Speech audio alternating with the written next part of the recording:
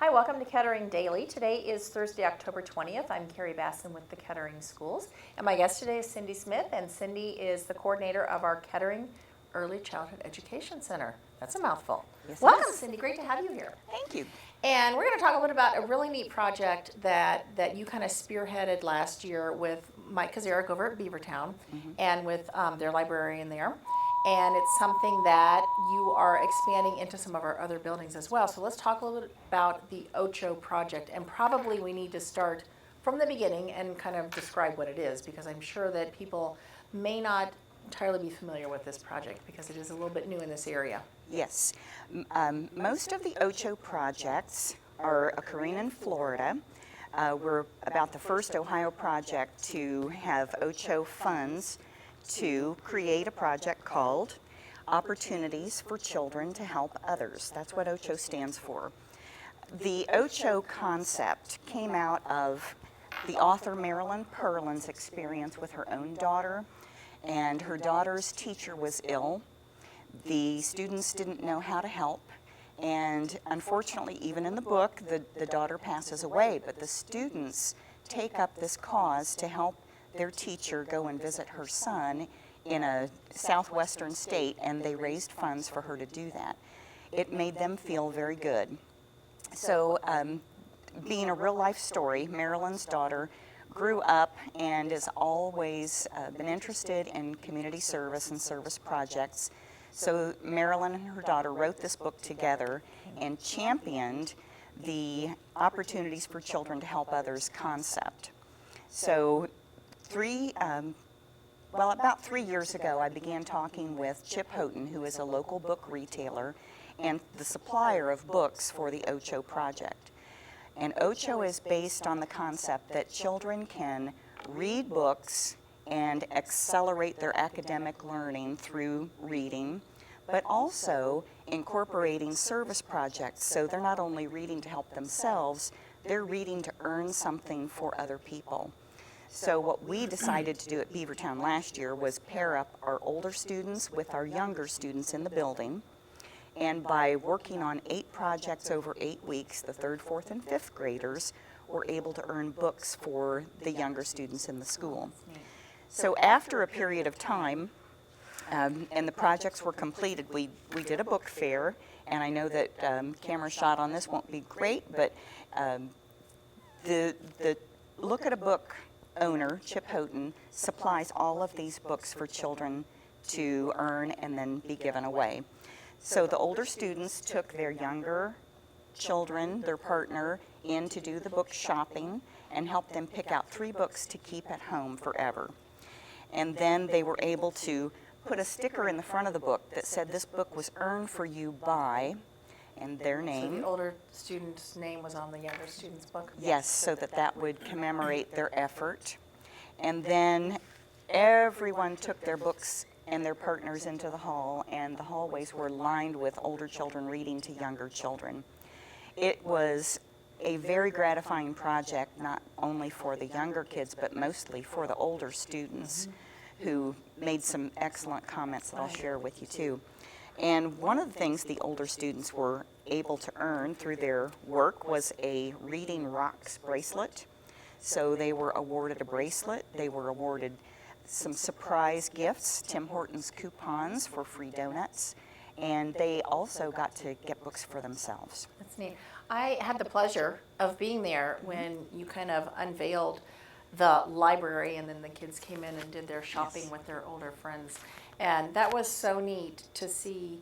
Like you said, that the little guys were so excited because there were just hundreds of books, and it is so neat to see kids getting excited about books and choosing the ones that were right for them. But what was also so neat was seeing those older kids, and like you said, just that gratification that came from helping others, which is really what this project is all about. Is if we give young people the opportunity to do service projects, to do something for others, they really jump at the chance, it seems like. Oh, they do. And this is a good time just to read a couple of comments that came back from the students after the project last year. Hi, my name is Nathan, and I think you did a great job on this project. You don't need to change anything with it. It just warmed my heart that I got to do this project and getting this child 3 good books for them to keep and read all they want. I love this project, and I hope you keep on going with the project. Never stop it. It's too great to stop. And thanks for letting us do this. That's so neat. And then thank you for allowing us to do this amazing project. I really liked that I knew I was learning while doing this great project. Doing the reading, the reports, and the drawing made me feel good and smart. After I had gotten the whole project finished and it was time, I really enjoyed giving the books to the younger kids. It was a good feeling. Once again, I thank all the people who set up and gave us this chance to do this wonderful project. How amazing is it when they get it? They get it. They get it. And we don't give them enough credit, I think, for being young and prepared to learn about service to others. And that by doing good for others, they feel good themselves. And they're making a difference. Sure. So it was such a success at Beavertown, and Marilyn Perlin, the author of the book, got all of this feedback from us about how our project was implemented.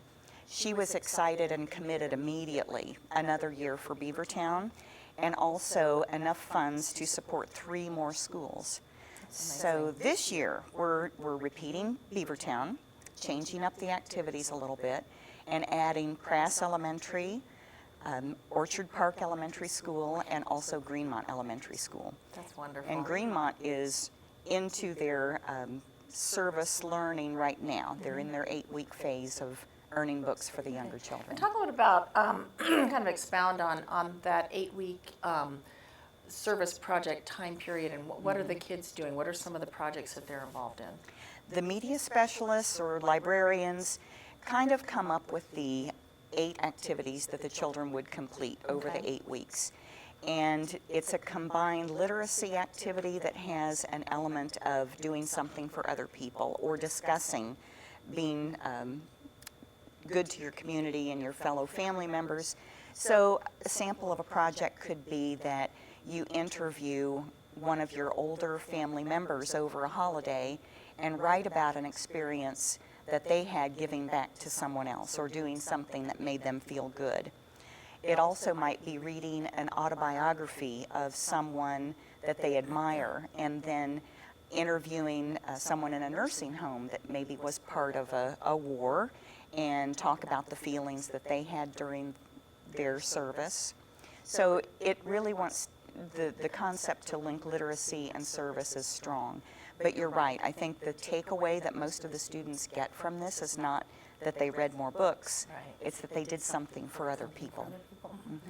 And it kind of, if I remember correctly from the program last year at Beavertown, it went even a little bit further because the students were encouraged to look at their own home libraries and see if they had some books that they had read that maybe they wanted to donate out, and talk about kind of the second arm of this Ocho project and what that's all about.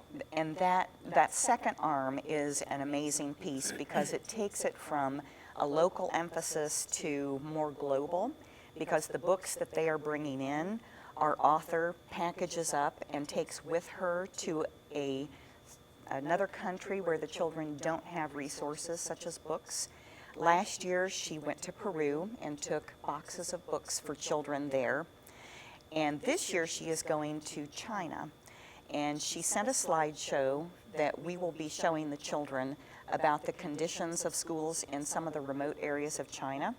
She will be taking books to them next summer. So the kids will actually get to see where their books are going to go this year, which is another exciting element of what we're doing.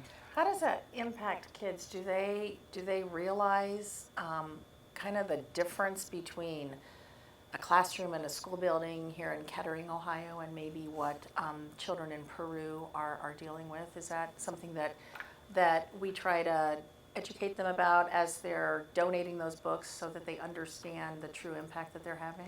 I think that is one of the ways this project is going to evolve this year. They didn't have as much information last year, but since we have an idea of where the books are going to end up, we will have pictures of the children in their school settings so they will understand how blessed they are to be in the United States and attend a school system here, because it is very much evident that there's a lack of resources in other countries. The children do learn English in school there, so we are going to be having one of our schools, I think it's Beavertown, that will be offering up a view of a day in the life of a child in an American school, making a book and sending it with Marilyn to share with children there.